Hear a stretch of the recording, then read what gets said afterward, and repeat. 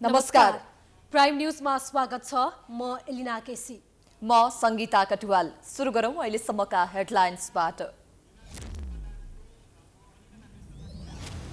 Metre ब्याजीको नाममा ठगिएका पश्चिम नवलपरासीका पीडितहरूलाई न्याय दिने सरकारको प्रयास, अझै पनि न्याय पाउने सुनिश्चितता नभएको प्रतिक्रिया।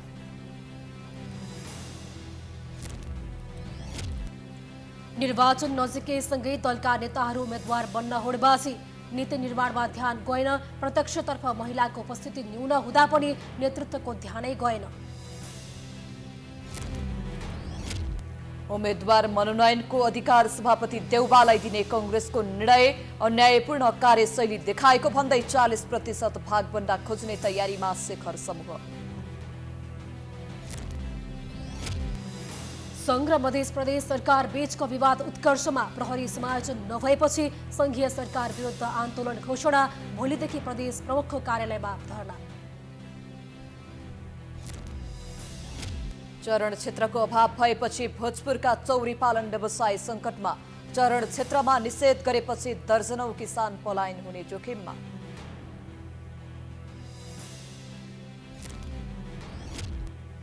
युरोपियन मुलुक मोन्टेनेग्रोको सेन्टी शहरमा पारिवारिक विवादले उग्र रूप लिएपछि गोली चल्दा 10 जनाको मृत्यु। घटनाबारे अनुसन्धान जारी। र राष्ट्रिय क्रिकेट टोलीको नवनियुक्त मुख्य प्रशिक्षक मनोज प्रभाकर नेपाल आइपुगे। केन्यासँगको सिरिजको लागि प्रशिक्षण सुरु गराउने।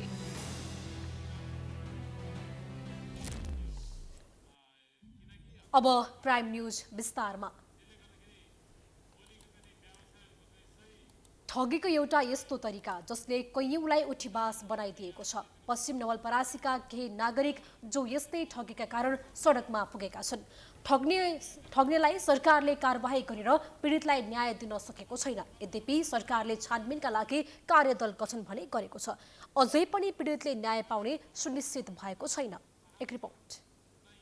अहिले काठमाडौँको माइती घरमा नवलपरासीका विभिन्न ठाउँबाट आएका मिटर ब्याज पीडितहरूले धरना दिइरहेका छन्। उनीहरू यहाँ आएर धरना दिन सुरु गरेको 10 दिनपछि बल्ल सरकारले शुक्रबार 6 सदस्यीय कार्यदल गठन गरेको छ। गृहमन्त्री बालकृष्ण खाँडले शुक्रबार मन्त्रीस्तरीय निर्णयबाट प्रहरीको केन्द्रीय अनुसन्धान ब्युरोका एसएसपी दिनेश आचार्य, गृह मन्त्रालयका उपसचिव श्रीकृष्ण पौडेल, काठमाडौँ उपत्यका अपराध अनुसन्धान कार्यालयका एसपी कृष्ण प्रसाद कोइराला, राष्ट्रिय अनुसन्धान विभागका उप अनुसन्धान निर्देशक मुकुन्द मरहट्टा सदस्य र सिआइबीका डीएसपी रोशन खड्का सदस्य सचिव रहेको कार्यदल गठन गरेका हुन्। कार्यदलले शुक्रबार नै आन्दोलनरत पीडितहरूलाई बोलाएर अब 1 महिनाभित्रमा न्याय दिलाउने भनेर आश्वस्त गराउने प्रयास गरेको थियो। उनीहरूलाई आन्दोलनका कार्यक्रम त्यागेर घर फर्किन आग्रह गरेको थियो। तर कार्यदलप्रति नै प्रश्न उठाएका मिटर ब्याज पीडितहरू अहिले तत्काल घर नफर्किने अडानमा छन्। उनीहरूले यस अगाडि पनि यस्तै आश्वासन पाएको तर न्याय नपाएको भनेर न्याय नपाउन्जेल निरन्तर धरना दिने बताइरहेका छन्।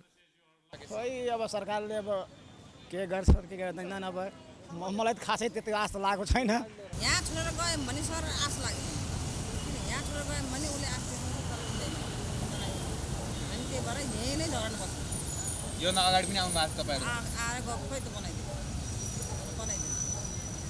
आश मात्र देखाउने अनि घर जा भन्ने, घर गएपछि अनि जम्मै आएको यहाँ आएको चाहिँ जम्मै छित्रभित्र हुन्छ। उनीहरूलाई फेरि जुटाउनु पर्यो ल्याउँदा अनि त्यो कुरो त्यत्तिकै हुन्छ।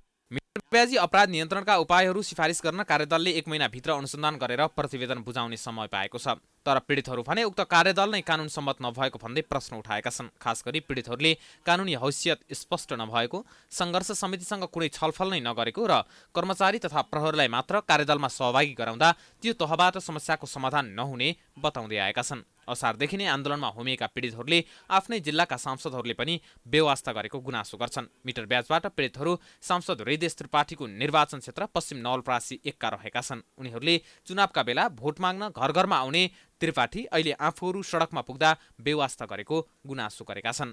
अस्ति चाहिँ हृदेश त्रिपाठीले हाम्रै क्षेत्रको उहाँ उम्मेदवार हुनुहुन्छ, संसद पनि हुनुहुन्छ। उहाँले आफै भन्नुभयो जे अब उहाँ चाहिँ के छ यसमा तपाईहरूलाई थाहा छ। हाम्रो क्षेत्रको उहाँ माननीयजी मन्त्रीजी भी खानुभयो पद, अहिले संस्था उहाँको सदस्यमा छ। अनि उहाँ आफ्नो जनताको लागि यति दिन भइसक्यो हामीलाई यो जनताको बीचमा जनतालाई आफ्नै क्षेत्रको जनतालाई हेर्न आउनु भएन।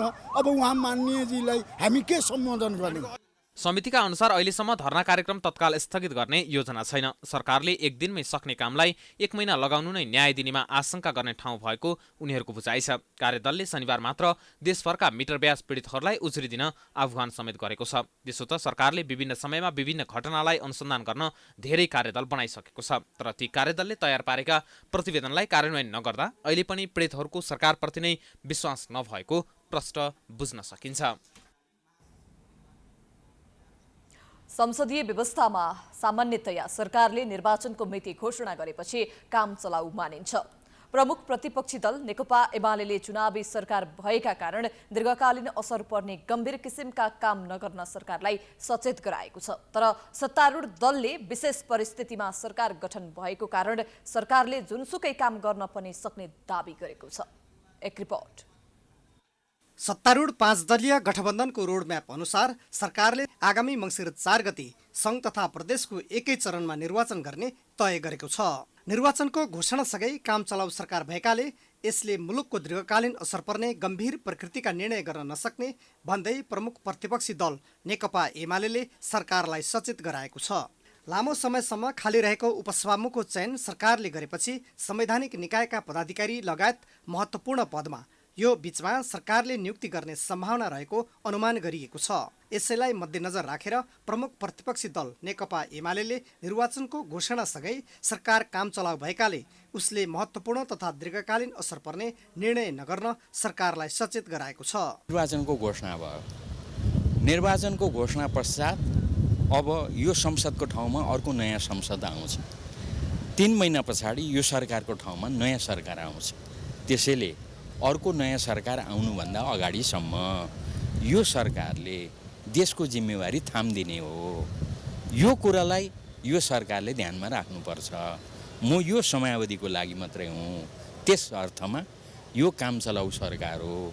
त्यसैले अहिले लामो असर पर्ने खालका, प्रभाव पर्ने खालका गम्भीर किसिमका कामहरू सरकारले गर्नु हुँदैन। संसदीय व्यवस्थामा सामान्यतया सरकारले निर्वाचनको मिति घोषणा गरेपछि काम चलाउ हुने हुँदा दीर्घकालीन रूपमा असर पर्ने निर्णय नगर्ने प्रचलन छ। तर सत्तारूढ दलले भने सबै विकल्पहरू समाप्त भएर संविधानको धारा 76 अनुसार बनेकाले सरकारले निर्वाचनको घोषणापछि पनि जुनसुकै निर्णय गर्न सक्ने दाबी गरेको छ। संविधानले व्यवस्था गरेका सबै काम गर्ने अधिकार यो सरकारलाई छ। यो केयरटेकर सरकार चाहिँ होइन। यसकारण चाहिँ यसमा हामी यसमा प्रष्ट हुनु जरुरी छ। जस्तो धारा 76 को 5 ले 6 ले 7 अब आएको अवस्थामा एउटा कुरा हुन सक्छ, केवल निर्वाचनको लागि मात्रै बनेको सरकार। यो निर्वाचनको लागि मात्रै बनेको सरकार होइन। यो संविधानको धारा 76 अनुसार संवैधानिक व्यवस्था अनुसार बनेको सरकार हो। त्यसकारण चाहिँ यसले चाहिँ कुनै काम गर्नलाई चाहिँ कमी गर्नुपर्ने, काम गर्दाखेरि चाहिँ कुनै हिचकिचाट हुनुपर्ने र यसले कुनै खालको चाहिँ संवैधानिक मान्यता नपाउनु हुँदैन। यो सरकार चाहिँ काम चलाउ सरकार होइन। किनभने 2 चोटि प्रतिनिधि सभा विघटन भएपछि पछिल्लो कालमा सर्वोच्चले जब सरकारको यो संसदको रिस्टेट गर्यो, त्यस बेलाको निर्णय नै के थियो भने यो सरकार चाहिँ पूर्ण चुनाव निर्वाचन हुनुभन्दा अघिल्लोसम्म चाहिँ यो सरकार पूर्णकालमा चल्ने छ भनेर चाहिँ त्यो निर्णयमा नै उल्लेख छ के सर्वोच्चले निर्णय गर्दाको निर्णयमा उल्लेख छ। त्यसकारणले गर्दा चाहिँ यो सरकारको कार्यकाल चाहिँ मनोनयन दर्ता गर्नुभन्दा अघिल्लो दिनसम्म रहन्छ। संसदीय निर्वाचनको मिति घोषणा गरेपछि सामान्यतया सरकारले चुनावलाई निष्पक्ष भएर धाँधलीरहित बनाउने बाहेकका काम गर्न नैतिकताले समेत नमिल्ने भन्नेहरू पनि छन्। तर सत्तारूढ दलले भने निर्वाचन आयोगले आचार संहिता लागू नगरुन्जेल सरकारले जुनसुकै काम गर्न सक्ने दाबी गर्दै आएको छ। जनताका जल्दा बल्दा समस्याको बारेमा छलफल गर्ने र नीति निर्माण गर्ने थलो हो संसद। त्यसैले यसको गरिमा र महत्त्व पनि धेरै नै छ। सत्ता, शक्ति र सम्पत्ति तथा रवाफिलो जीवनशैली आर्जन गर्न तथा मन्त्री र प्रधानमन्त्री बन्न पनि प्रतिनिधि सभाको सदस्य हुनु अनिवार्य छ।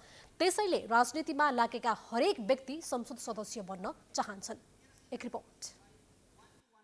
सरकारले प्रतिनिधि सभाको निर्वाचन आगामी मङ्सिर 4 गते तय गरेको छ। तालमेल गरेर संसदीय निर्वाचनमा जाने सत्ता गठबन्धनले निर्णय गरिसकेको छ। यस अनुसार प्रतिनिधि सभाको प्रत्यक्षतर्फको 165 सिटमा 5 दलीय गठबन्धनले चुनावी तालमेल गर्न सकस भइरहेको छ। प्रत्यक्षतर्फ 165 मध्ये सत्ताको नेतृत्व गरेको काङ्ग्रेसले 95 देखि 100 सिटको हाराहारीमा आफूले पाउनुपर्ने यसअघि नै बताइसकेको छ। अन्य गठबन्धनका दलले पनि सम्मानित सिट पाउनुपर्ने भन्दै काङ्ग्रेससँग बार्गेनिङ गरिरहेका छन्। यस्तो अवस्थामा पार्टीभित्रका आकांक्षीहरूलाई कसरी सम्बोधन गर्ने भनेर गठबन्धनका दलहरूबीच थप चुनौती देखिएको नेताहरू नै बताउन थालेका छन्। सत्तारूढ नेकपा माओवादी केन्द्रका मुख्य सचेतक देव गुरुङले गठबन्धन दलबीच चुनावी भागबण्डा गर्ने बारे सकस भइरहेका बेला पार्टीभित्रका आकांक्षीलाई सम्बोधन गर्न कठिन रहेको बताए। अब यो सबै दलहरूमाथि पर्ने समस्या हुन सक्छ, एउटा दलमाथि मात्रै पर्ने समस्या त होइन। दलीय प्रणालीमा सबै दलहरूले जसरी व्यवस्थापन गरिरहेका हुन्छन् त्यही ढङ्गले माओवादीले पनि त व्यवस्थापन गर्ने कुरा स्वत विषय हो। उम्मेदवारहरू छनौट गर्दाखेरि पनि के गर्दाखेरि चाहिँ मतलब परिणाममुखी बनाउन सकिन्छ, के गर्दाखेरि विजय प्राप्त गर्न सकिन्छ, त्यही प्रयास गर्ने कुरा हो। त्यही प्रकारको उम्मेदवारहरू छनौट गर्ने कुरा त शाश्वत विषय भयो। नेपाली काङ्ग्रेसमा पनि धेरै आकांक्षी हुँदा टिकट नपाउनेले बागी उम्मेदवार बनेका कारण विगतको निर्वाचनमा पार्टीका आधिकारिक उम्मेदवार पराजित भएको उदाहरण छन्। नेता डाक्टर शशाङ्क कोइरालाले यसपटकको संसदीय निर्वाचनमा पनि आकांक्षीहरूको व्यवस्थापन गर्न चुनौती थपिएको बताए। त्यो गाह्रो छ होइन। अब आकांक्षीहरू छन्, अब उनीहरूलाई लडे भने फेरि पार्टीले निष्कासित गर्छन्। उनीहरूलाई सम्झाइ बुझाइकन गर्नुपर्ने हो। पनि के हुन्छ भने उनीहरूलाई पहिले सम्झाउनु पर्यो कि तपाईँहरू नलड्दाखेरि पार्टीको लागि राम्रो हुन्छ, किनभने हामीले चाहिँ जो उम्मेदवार हुन्छ उसैलाई नै जिताउनुतर्फ हामी जानुपर्छ, अनि त्यसपछि हाम्रो शक्ति बलियो भएर आउँछ। सुशासन, स्थिरता र समृद्धिका लागि काम गर्न तथा नीति निर्माण गर्दै कानुन बनाउन सांसदको भूमिका महत्त्वपूर्ण हुन्छ।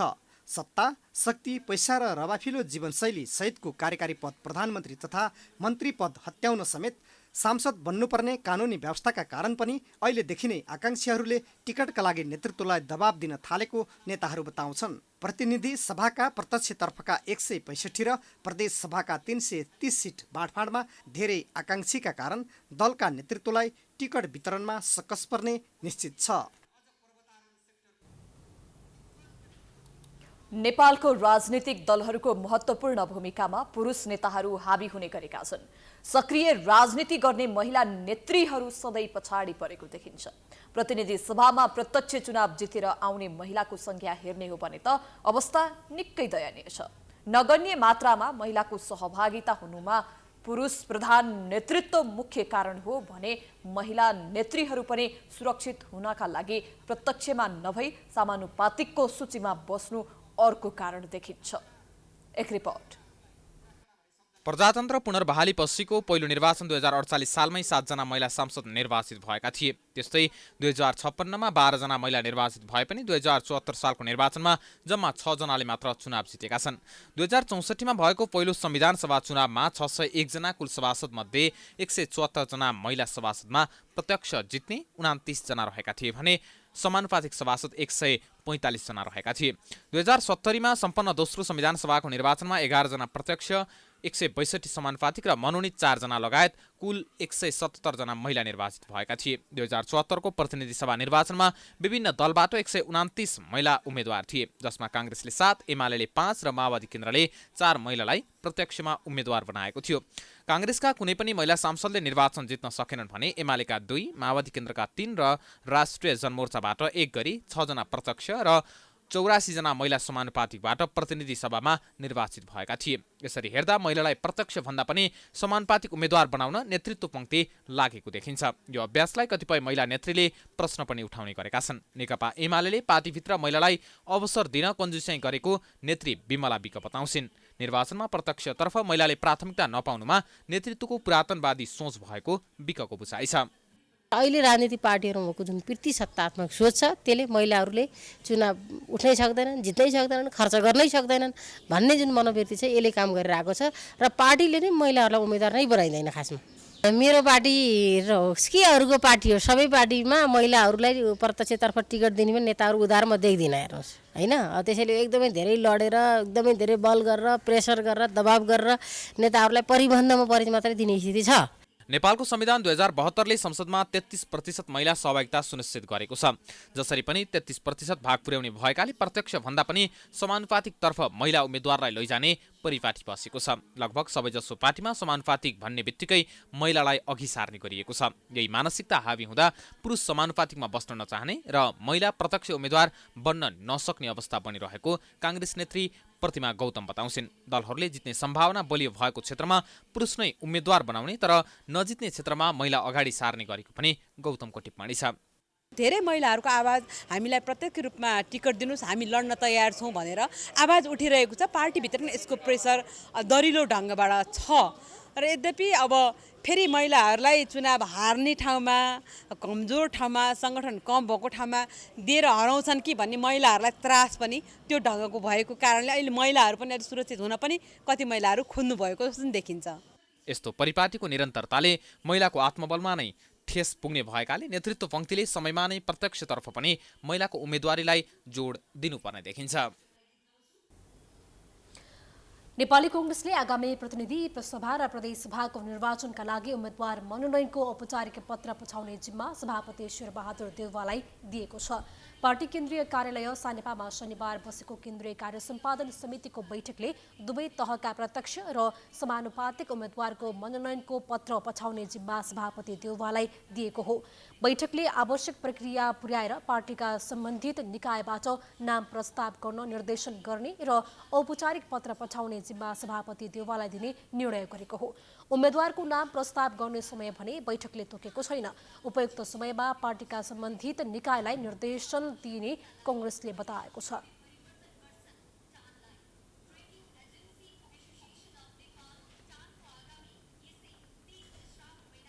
निर्वाचन प्रयोजनको लागि नेपालको संविधानको धारा 271 तथा राजनीतिक दल सम्बन्धी 2073 को दफा 48 बमोजिम निर्वाचन आयोगमा दल दर्ता गर्ने र सो सम्बन्धी सम्पूर्ण प्रक्रिया पूरा गर्न नेपाली कांग्रेस केन्द्रीय कार्यालयका मुख्य सचिव श्री कृष्ण प्रसाद पौडेलजीलाई जिम्मेवारी दिने यो कार्य सम्पादन समितिको आज बैठकले निर्णय गरेको छ। कांग्रेसले निर्वाचन लक्षित 15 दिने संगठन सुदृढीकरण अभियान सञ्चालन गर्ने भएको छ। बैठकले भदौ 10 गतेदेखि 24 गतेसम्म देशव्यापी अभियान सञ्चालन गर्ने निर्णय गरेको हो। यसअघि भदौ 2 देखि 24 गतेसम्म सञ्चालन गर्ने भन्ने केन्द्रीय समिति बैठकको तयारी थियो, तर प्राविधिक कारणवश त्यसलाई स्थगित गरेर 10 देखि 24 गतेसम्म अभियान सञ्चालन गर्ने निर्णय भएको हो। बैठकले अभियानका लागि केन्द्रीय समितिबाट प्रतिनिधि तोक्ने समेत निर्णय गरेको छ। बैठकले आगामी निर्वाचन प्रयोजनका लागि निर्वाचन आयोगमा ऐन बमोजिम दर्ता गर्ने निर्णय गरेको छ। बैठकले मुख्य सचिव कृष्ण प्रसाद पौडेललाई आयोगमा दल दर्ता गर्ने अख्तियारी दिएको हो।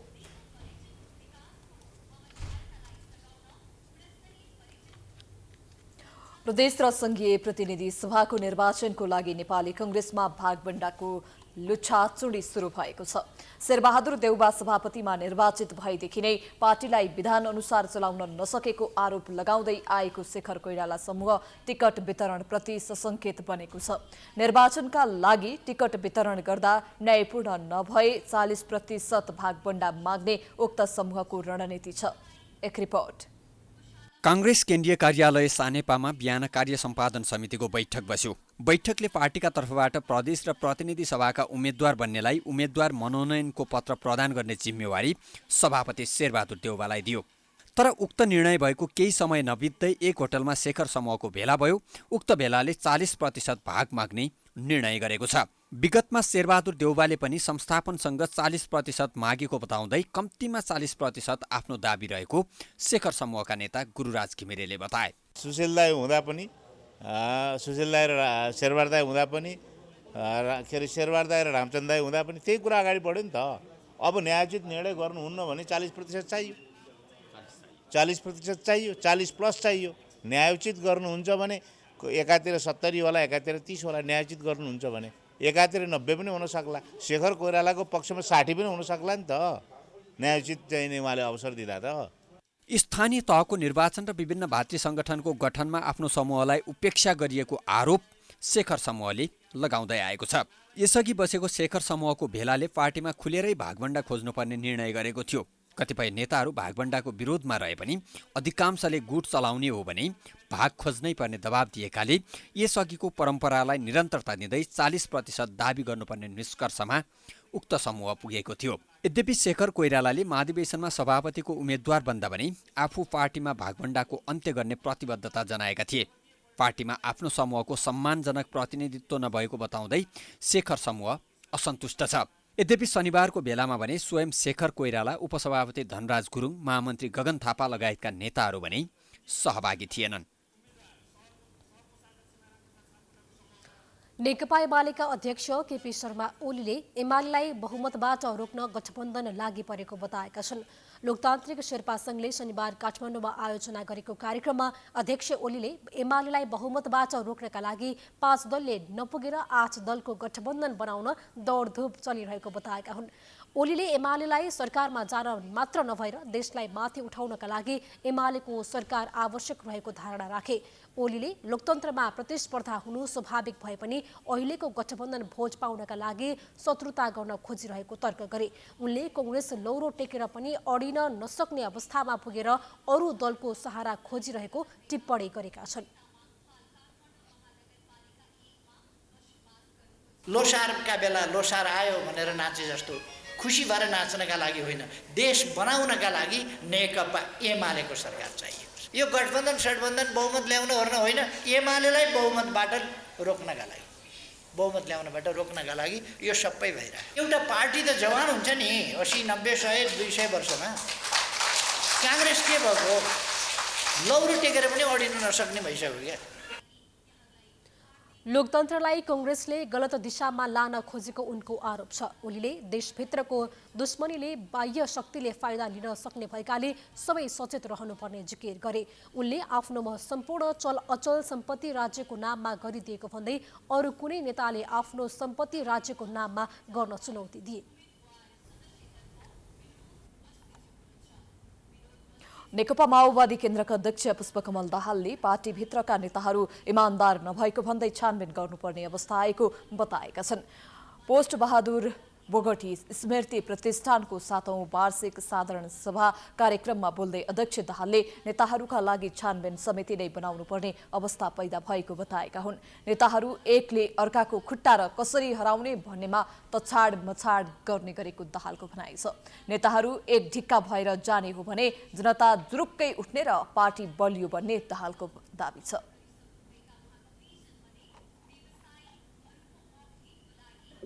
आउने प्रदेश र सङ्घमा पार्टीलाई एकताबद्ध गर्ने, नेतृत्वदेखि कार्यकर्ता पङ्क्तिसम्म जनमतलाई त्योसँग जोड्ने र दृढताको साथ अगाडि बढ्ने गर्यो भने फेरि देशको नेतृत्व यो पार्टीले गर्ने ठाउँमा पुग्ने प्रष्ट सम्भावना देखा पर्छ। यो सबैलाई बचाउन सक्यौँ भने हामी फेरि लेफ्ट मुभमेन्टको, वामपन्थी आन्दोलनको पहिलो पार्टी बन्ने पुरै सम्भावना छ। उनले अध्यक्षको हैसियतले पार्टीभित्रको नेताहरूलाई कसरी मिलाउने भन्ने मुख्य चुनौती पैदा भएको जिकिर गरे। अध्यक्ष दाहालले आगामी सङ्घ र प्रदेशको निर्वाचनमा पार्टीलाई एकताबद्ध गरी जनमतको आधारमा दृढताको साथ अगाडि बढ्न सके माओवादीले फेरि देशको नेतृत्व गर्ने सम्भावना प्रष्ट रहेको बताए। उनले संविधानको गणतन्त्र र राष्ट्रियताको रक्षा गर्न बनेको 5 दलीय गठबन्धनलाई अगाडि बढाउनु पर्नेमा पनि जोड दिएका छन्। नेकपा एमालेका उपाध्यक्ष युवराज गेवालीले आगामी मङ्सिर 4 गते हुने निर्वाचनमा आफ्नो पार्टीले एक्लै बहुमत ल्याउने दावी गरेका छन्। आज रिपोर्टर्स क्लब नेपालले आयोजना गरेको साक्षात्कारमा बोल्दै उनले एमालेको जनतामा ठूलो प्रभाव रहेको बताउँदै जनताले एमालेलाई नै अबको निर्वाचनपछि सरकारको नेतृत्वमा पुर्याउने दावी गरेका हुन्। स्थानीय तहको निर्वाचनको परिणामले पनि एमाले नै बलियो देखिएको गेवालीको जिकिर छ। गेवालीले नेपाली जनता अहिले कति बेला चुनाव हुन्छ र एमालेलाई मतदान गरौला भनेर पर्खिएर बसेको टिप्पणी गरे। गेवालीले माओवादी केन्द्रका अध्यक्ष पुष्पकमल दाहाल र नेकपा एकीकृत समाजवादीका अध्यक्ष माधव कुमार नेपाल कांग्रेसलाई पहिलो दल बनाउन सक्रिय भएर लागेको बताए।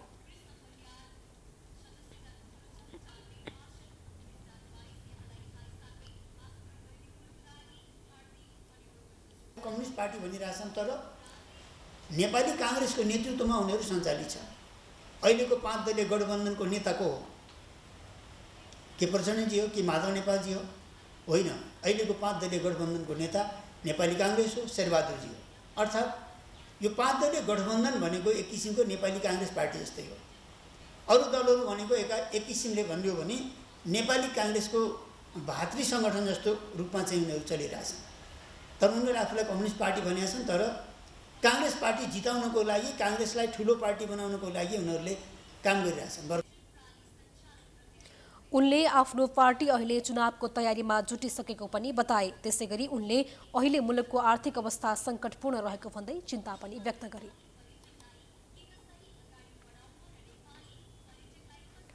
प्रहरी समायोजन नभएको भन्दै मधेस सरकारले संघीय सरकार विरुद्ध पहिलो चरणको आन्दोलनका कार्यक्रम घोषणा गरेको छ। शनिबार मधेस प्रदेश सरकारका गृह तथा सञ्चार मन्त्री भरत प्रसाद शाहले पत्रकार सम्मेलन गर्दै आन्दोलन गर्ने घोषणा गरेका हुन्। मन्त्री शाहले पहिलो चरणको कार्यक्रम अन्तर्गत प्रदेश प्रमुखको कार्यालय अगाडि धरना गरिने जानकारी दिए। भोलि 29 गतेदेखि बिहान 11 बजेदेखि दिउँसो 1 बजेसम्म 2 घण्टा प्रदेश प्रमुखको कार्यालय अगाडि 1 हप्तासम्म धरना दिने कार्यक्रम रहेको छ। 1 हप्तासम्म पनि संघीय सरकारले माग सम्बोधन नगरे दोस्रो चरणको आन्दोलन घोषणा गर्ने मन्त्री शाहले बताए। 11 बजेदेखि 1 बजेसम्म 2 घण्टा 1 सप्ताहसम्म चाहिँ प्रदेश प्रमुखको कार्यालयमा धरना कार्यक्रम हुनेछ। त्यसमा चाहिँ मधेस सरकारका मन्त्रीज्यूहरू, प्रदेश सभाका सांसदज्यूहरू, नागरिक समाजका अगुवाहरू लगायतका सम्पूर्ण र सर्वपक्षीय चाहिँ धरना हुनेछ। संघ सरकारले प्रहरी समायोजन प्रक्रिया नदिएको भन्दै आन्दोलनबाटै टुङ्ग्याउने चेतावनी प्रदेश सरकारले दिएको हो। यसअघि मधेस सरकारले प्रहरी समायोजन 7 दिनभित्र नटुङ्ग्याए आन्दोलन गर्ने चेतावनी सहित आइतबार प्रधानमन्त्री शेरबहादुर देउवालाई ध्यानाकर्षण पत्र पठाएको थियो। संविधानको अनुसूची 6 मा प्रदेश प्रहरी र शान्ति सुरक्षाको बन्दोबस्त प्रदेशको एकल अधिकार सूचीमा राखिएको छ। त्यसैलाई टेकेर मधेस प्रदेशले 2075 असार 10 मा प्रदेश सभामा दर्ता गराएको प्रदेश प्रहरी ऐन पास भई 2075 पुस 15 मा प्रमाणीकरण समेत भइसकेको छ। नेपालमा थप 263 जनामा कोरोना संक्रमण पुष्टि भएको छ।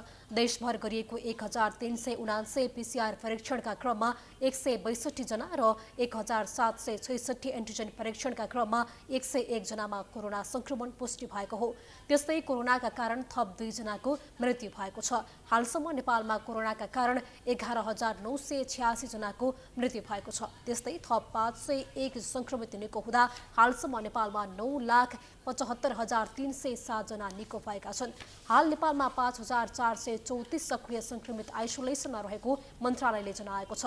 तीमध्ये 61 जना आइसियु र 4 जना भेन्टिलेटरमा उपचाररत रहेका छन्।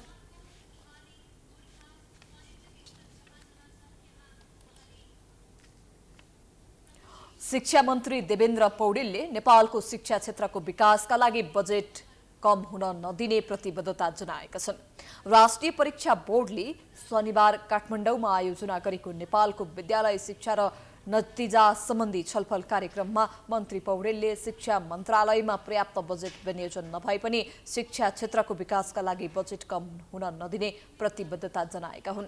मन्त्री पौडेलले संघले छुट्याउने 1 नम्बरको बजेट शिक्षाकै भएको उल्लेख गरे। उनले सबै मिलेर नेपालको शिक्षा क्षेत्रको गुणस्तर बढाउँदै अन्तर्राष्ट्रिय स्तरको बनाउनु पर्नेमा जोड दिए। उनले 3 वर्षभित्र विद्यालयको भौतिक पूर्वाधार निर्माण सम्पन्न गर्ने लक्ष्य राखेको जानकारी दिए।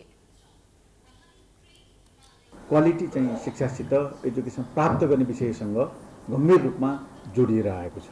क्लासरुम कस्तो छ, पढाउने तरिका कस्तो छ, पेडागोजी, हामीले पाठ्य सामग्री कस्तो अपनाएका छौँ। अहिले तपाईँले उठाउनु भयो म्याथ र साइन्सको चाहिँ अहिलेको प्रश्नको बारे पनि केही प्रश्न उठाउनु भएको छ। परीक्षा बोर्डको गम्भीर ध्यान आकर्षण भएको छ। हामीले ब्याङ्कबाट चाहिँ लिँदाखेरि पढाइ एकातिर, परीक्षा दिने विद्यार्थीको निम्ति प्रश्नपत्र अर्कोतिर भयो कि, अथवा हामीले चाहिँ राम्रोसँग हामीले असजिलो विषय भएको हुँदाखेरि विद्यार्थीलाई केन्द्रित गरेर पढाउन सकेनौँ कि हाम्रा साझा सरकारका विषय हुन्, किनभने विद्यार्थीले त्यो विषयमा कम अङ्क प्राप्त गरेको कुरा साँचो हो। 10 वर्ष शिक्षा सुधारको कार्य योजनालाई कार्यान्वयन गर्न सबै जिम्मेवार भएर लाग्नुपर्ने उनको भनाइ छ। उनले शिक्षा क्षेत्रमा निजी क्षेत्रले गरेको लगानीलाई राज्यले उपेक्षा नगर्ने र नाफाको प्रतिशत कम लिएर सेवा दिनुपर्ने मान्यता रहेको स्पष्ट पारेका छन्। राष्ट्रिय प्रजातन्त्र पार्टी राप्रपाका अध्यक्ष राजेन्द्र लिङदेनले आगामी निर्वाचनलाई कांग्रेस र कम्युनिस्टको चक्रव्यूहमा फँसेका जनतालाई निकाल्ने अवसरको रूपमा सदुपयोग गर्नुपर्ने बताएका छन्। राप्रपाद्वारा आयोजित बृहत भेलालाई सम्बोधन गर्दै उनले निर्वाचनलाई सामान्य प्रक्रिया मात्रै नसम्झिन आग्रह गर्दै 3 दशकदेखि कांग्रेस र कम्युनिस्टको चक्रव्यूहमा फँसेको देशलाई पार लगाउनु पर्नेमा जोड दिए। उनले आगामी प्रदेश र प्रतिनिधि सभाको निर्वाचन नेपाली जनताले एउटा महत्त्वपूर्ण अवसरको रूपमा लिनुपर्ने जिकिर गरे। राप्रपा पार्टी बलियो रूपमा स्थापित हुन सके कांग्रेस र कम्युनिस्टहरूलाई राजा र हिन्दू राष्ट्रको पक्षमा ल्याउन सकिने उनको बुझाइ छ।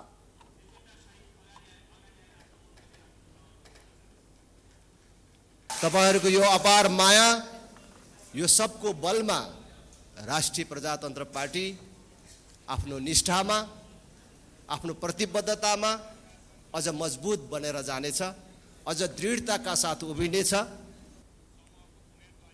त्यस्तै राप्रपाका पूर्व अध्यक्ष डाक्टर प्रकाश चन्द्र लोहनीले देशको परराष्ट्र नीति सत्ता जोगाउन प्रयोग भइरहेको टिप्पणी गरेका छन्। उनले परराष्ट्र नीति नेपालीको हितमा नभई सत्ता जोगाउन प्रयोग भइरहेको आरोप लगाउँदै यसको विरोध गर्नुपर्नेमा जोड दिएका हुन्।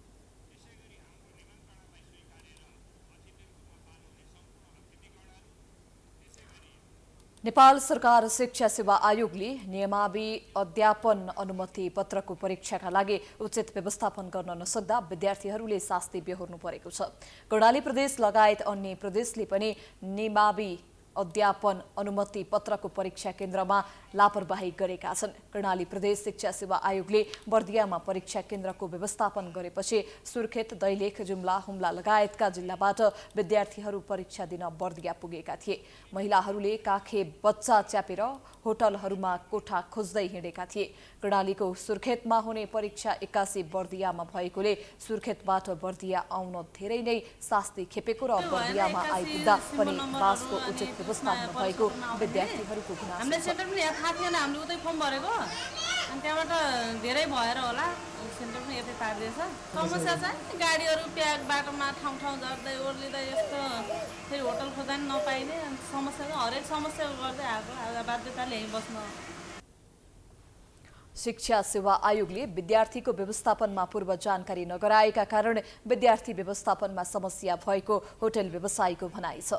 हामी चाहिँ बिहान 9 बजे आएको यहाँ बर्दियामा होटलको व्यवस्थापन रहेनछ। यहाँ विद्यार्थीलाई त्यस्तो सेन्टर विद्यार्थीले धान्न सक्ने होटल नहुँदै हाम्रो कर्णालीले बर्दिया पठायो। कालीकोटको डोल्पा हुम्लाको मान्छे बर्दिया आइरहेका छन्, यहाँ दुःख कष्ट भोगिरहेका छन्। हामी जस्ता सयौँ युवाहरू यहाँ आएका छन्, महिलाहरू छन्, बालबच्चाहरू लिएर आउनुभएको छ, उहाँहरू सडकमा आउनुहुन्छ। कहिलेदेखि उहाँले होटल पाउनुभएको छैन। यो कर्णालीले चाहिँ यस्तो व्यवस्था नगरेर अन्य प्रदेशको जस्तै सुर्खेतमा फालिदिनु पर्थ्यो। कर्णालीको पहिलाको कर्णाली र भेरीलाई भेरीमै छुट्याएर राखिदिनु पर्थ्यो। हामी चाहिँ कालीकोटको मान्छे यहाँ आएर अनावश्यक दुःख पाएका छौँ, होटल छैन यहाँ। अहिले बर्दियामा यति धेरै चाहिँ नि 6,669 जना इक्जाम दिनको लागि जुन आइरहनु भएको छ परीक्षार्थीहरू, यहाँको स्थानीय सरकारले होटल व्यवसाय सङ्घलाई पनि अलिकति हामीलाई सुरुमै सूचना दिएर यतिजना आउँदै हुनुहुन्छ भन्ने कुरा जानकारी गराएको भए हामी होटल व्यवसायले पनि त्यसको लागि चाहिँ अग्रिम तयारी गर्थ्यौँ। त्यसको लागि त्यो पनि भएन र अहिले हेर्दाखेरि चाहिँ त्यहाँ अल्पत्रमा धेरै विद्यार्थीहरू देख्यौँ हामीले कोठा नपाएर समस्यामा बसिरहनु भएको छ। तर मेरो तर्फबाट मैले देखिसकेपछि हामी आफै होटल व्यवसायले नै कोअर्डिनेसन गरेर हामीले कृष्णसार रिसोर्टलाई अनुरोध गरेर त्यहाँको हलमा 2वटा हलमा एक ठाउँमा लेडिज एक ठाउँमा जेन्ट्स बस्ने व्यवस्था मिलाएका छौँ। बर्दियामा मात्र 6-7 हजारको सङ्ख्यामा अध्यापन अनुमति पत्रका परीक्षाका लागि प्रशिक्षार्थीहरू पुगेका थिए। क्षेत्रको अभावले भोजपुरमा चौरी पालन व्यवसाय सङ्कटमा पर्न थालेको छ। चौरी पालनबाट राम्रो आम्दानी हुने भए पनि चरण क्षेत्रको अभावका कारण किसानहरू चौरी पालन व्यवसायबाट पलायन हुने अवस्था भएको छ। एक रिपोर्ट। भोजपुरको माथिल्लो भेगका स्थानीयले व्यावसायिक रूपमा चौरी पालन व्यवसाय गर्दै आएका छन्। चौरी पालन व्यवसायबाट कृषकहरूले राम्रो आम्दानी गर्दै आएका छन्। तर चौरीका लागि चरण क्षेत्रको अभाव हुन थालेपछि पेसा सङ्कटमा पर्न थालेको छ।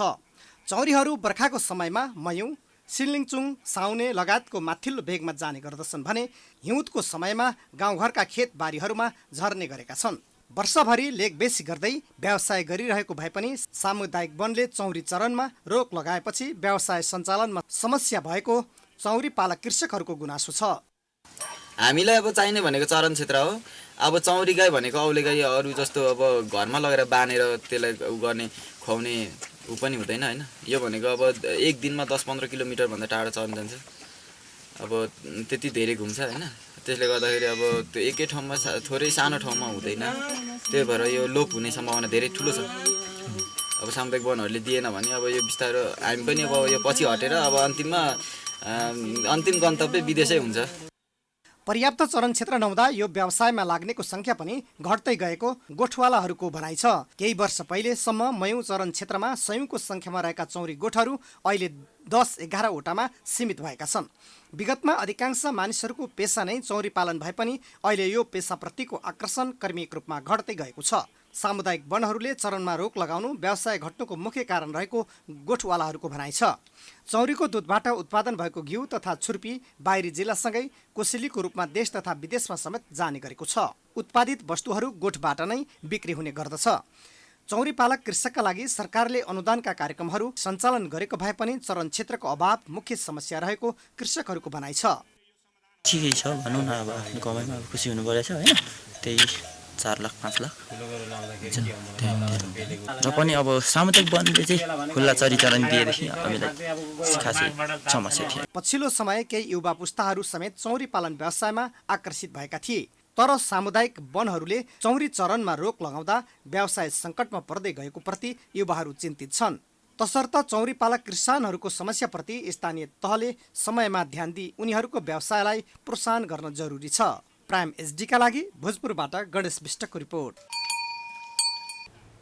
हामी प्राइम न्यूजको अन्त्यमा आइपुगेका छौं। जाँदा जाँदै हेडलाइन्स पुनः एकपटक। मिटर ब्याजीको नाममा ठगिएका पश्चिम नवलपरासीका पीडितहरूलाई न्याय दिने सरकारको प्रयास, अझै पनि न्याय पाउने सुनिश्चितता नभएको प्रतिक्रिया।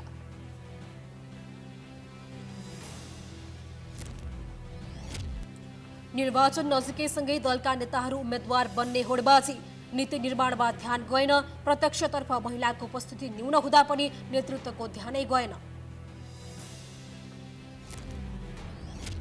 उम्मेद्वार मनोनयनको अधिकार सभापति देउवालाई दिने कांग्रेसको निर्णय, अन्यायपूर्ण कार्यशैली देखाएको भन्दै 40% भागबण्डा खोज्ने तयारीमा शेखर समूह। संघ र मध्य प्रदेश सरकार बीचको विवाद उत्कर्षमा, प्रहरी समायोजन नभएपछि संघीय सरकार विरुद्ध आन्दोलन घोषणा, भोलिदेखि प्रदेश प्रमुखको कार्यालयमा धरना। चरण क्षेत्रको अभाव भएपछि भोजपुरका चौरी पालन व्यवसाय सङ्कटमा, चरण क्षेत्रमा निषेध गरेपछि दर्जनौं किसान पलायन हुने जोखिम।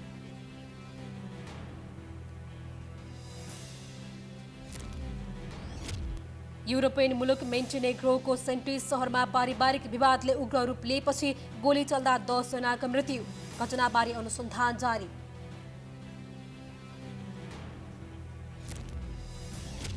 र राष्ट्रिय क्रिकेट टोलीको नवनियुक्त मुख्य प्रशिक्षक मनोज प्रभाकर नेपाल आइपुगे, केन्यासँगको सिरिजका लागि प्रशिक्षण सुरु गराउने।